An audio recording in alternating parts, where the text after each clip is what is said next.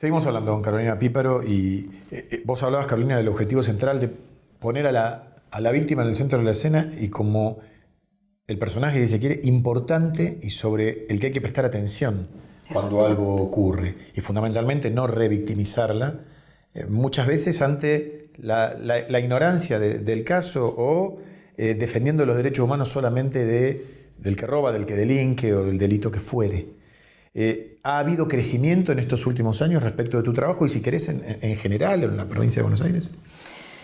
Yo creo que el gobierno todo nacional y provincial mira en el mismo sentido que nosotros, con la balanza justa que queremos. O sea, nosotros no trabajamos en desmedro de las garantías de ningún delincuente, sino claro, para equilibrar la balanza. María Eugenia, cuando terminamos esta reunión, me propone empezar a participar en la Fundación Pensar en el tiempo que yo pueda, porque obviamente tenía un trabajo, una hija. claro. Y así fue mi paso, fue de a poco, siempre muy apoyada y sostenida por ella, por todo el equipo.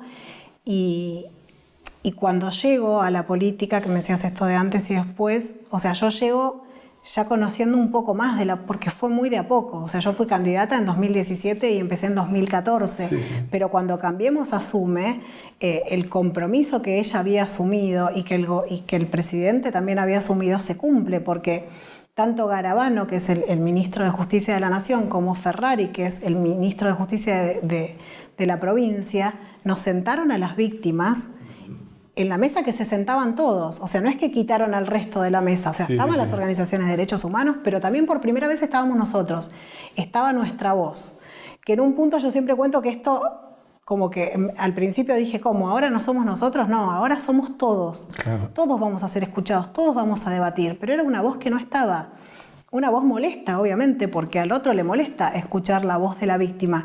Cambiemos nunca le molestó la voz de la víctima, al contrario, sostuvo, y no solo voz, sino que en mi caso me dio voto, o sea, me dio la posibilidad de presentar yo misma los proyectos y no ir de ministerio en ministerio viendo quién podía tomar un proyecto nuestro. Y en el Congreso se trabajó desde el minuto cero en este sentido, con la ley de víctimas, que realmente creo que había políticos de otros espacios que tampoco lo veían, que no lo podían ver, porque realmente cuando nosotros llevamos a tantas víctimas a exponer su situación con los fiscales, con la justicia, el proyecto mejoró incluso. O sea, cada senador, cada diputado aportó más a ese proyecto, como que de repente se les abrió una ventana que no tenían, porque se dieron cuenta que nosotros no estábamos trabajando ni por condenas más altas, estábamos trabajando porque nos presten atención, claro, por no estar recorriendo fiscalías, comisarías, rogando justicia. Yo lo veo a diario en el noticiero. Cuando ocurre algo en un determinado partido de la provincia de Buenos Aires, no solo va la víctima de ese día o de ese hecho, por llamarlo de alguna manera, sino que frente a una comisaría en una plaza, aparecen 100 pancartas distintas con rostros distintos y casos distintos. Por eso yo te decía que detrás del caso del día, porque muchas veces lo urgente no da lugar a cuestiones que son importantes, como es seguir hablando de la víctima. Porque en este país nos olvidamos que ayer nomás existía algo que se llamaba batallón militante, en que se ponderaba la actitud del preso, en que las cárceles no servían, o sea, locuras contradictorias de un país que era Argentina y no era Noruega. Digo, todo esto para poner en contexto que pasó hace poco, no pasó hace mucho, ¿no? Y en este marco también, sé que vos te preocupaste mucho por algo que es tema cotidiano, que son los casos de violencia de género. Esto ocurre a diario. Y la mujer, entiendo que aún cuando tiene un perímetro, por ejemplo, para que no se acerque su expareja, sigue siendo atacada, el perímetro sigue siendo vulnerado y que muchas veces hasta las propias autoridades te dicen que no dan abasto, que no pueden estar todo el día viendo si tal o cual. ¿Pensás que es así o que hay o debería haber una logística más importante para que esa mujer que sufrió violencia de género y que salvó su vida, porque otras mueren, esté mejor protegida? Yo creo que hay un debate que lo estamos dando dentro del espacio de Cambiemos, que es también tratar al violento. O sea, cada vez que salvamos una mujer sabemos que puede haber otra próxima víctima, claro, porque salvamos a esa mujer. Creo que se está trabajando fuertemente. Creo que obviamente la justicia tiene que acompañar, porque acá hay dos, o sea, tenemos por un lado una justicia que dice, bueno, al femicida cadena perpetua, porque ya lo sabemos, porque es así hoy, y está muy bien que así sea. Pero ante la denuncia falta una instancia judicial. Hoy estamos en la provincia, se están dando las pulseras, que es algo que está funcionando muy bien, que son pulseras duales.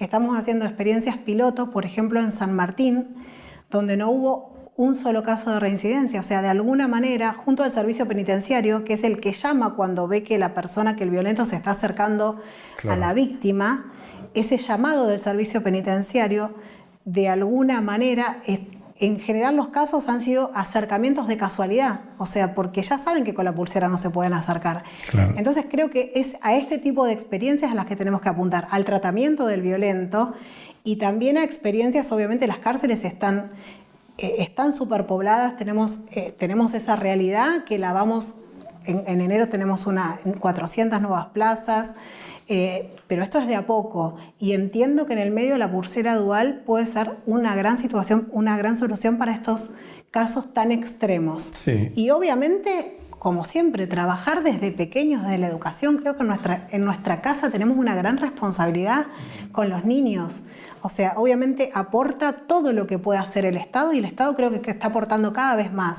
Se votó la ley Micaela, donde todos los empleados que ingresen a las instituciones del Estado se van a tener que capacitar en temas de género. Pero creo que desde nuestra casa podemos hacer muchísimo. Creo que nuestros hijos nos tienen que ver iguales, y desde ahí empezamos, porque los niños antes están en una familia, mucho antes que en una institución. Entonces yo digo, desde mi casa, aunque parezca algo mínimo, en mi casa no es mamá sola lava los platos y papá mira la tele, o papá es el único cansado, como tal vez era en nuestra época, y mamá era la descansada, la que se quedaba en la casa era la descansada. Realmente a veces uno piensa y el trabajo es un spa, en vez de estar todo el día en su casa limpiando. Pero había esta cuestión, el que trabajaba era el cansado. Es que fuimos criados como si así, la casa... Y hoy mis hijos saben perfectamente que cocina el papá o la mamá, que lava los platos el papá o la mamá, y que descansa el papá o la mamá. Y creo que desde ahí empezamos a vernos como iguales. Creo que también las instituciones en este momento han ido madurando. Mi hijo juega por igual en el jardín con muñecas, con cocina, con pelota. O sea, no hay una diferenciación de juguetes. Pero bueno, esto es un cambio que va a llevar mucho tiempo, porque tenemos arraigada una cuestión de género que viene desde muchísimas generaciones. Y también, en este caso el lugar que me ocupa, ¿no? Si yo hago una mirada introspectiva, los medios de comunicación han tenido mucha responsabilidad en la cosificación de la mujer. Esto hay que decirlo con todas las letras, a pesar de que ahora hay muchos que se dicen en recuperación, el hecho de mostrar a la mujer objeto, a la mujer bailarina, a la mujer pensante, a poca mujer en el contexto de un debate político, etcétera, ha lamentablemente sembrado una semilla que ahora, recién ahora, y a partir de las denuncias que se están dando de violencia de género, empezamos a por lo menos darle visibilidad. Y me parece que eso es muy importante también para nosotros hacia adentro, porque como vos decías, tu caso se le prestó atención porque los medios de comunicación estuvieron atrás. Pero también tenemos esa connotación negativa en donde, casi sin querer, o por hacer un punto más de rating, generamos en la gente que esa educación que nos dieron en la casa se replique en conductas televisivas, ¿no? Sí.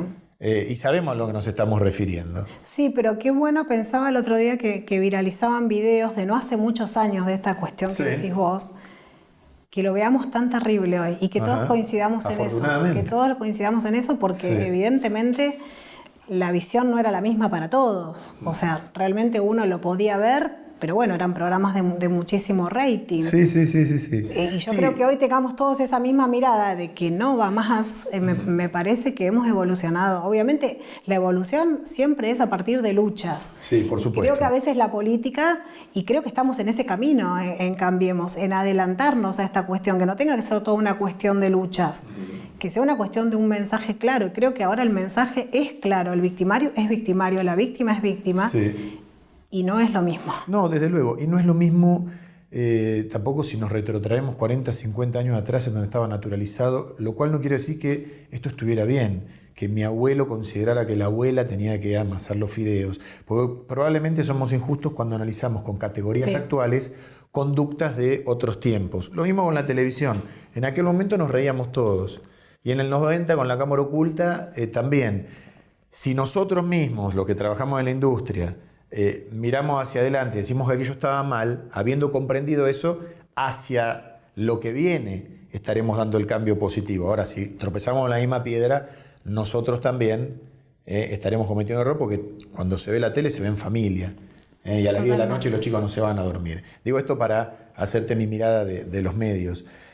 Vamos a hacer la última pausa, Carolina, y te propongo lo siguiente, hablar también un poco de política, de tu lugar en La Plata. Yo visito permanentemente la ciudad de Las Diagonales, pregunto y digo, el día de mañana habrá una carrera que pueda ser ejecutiva de Carolina Píparo. Bueno, no se vayan.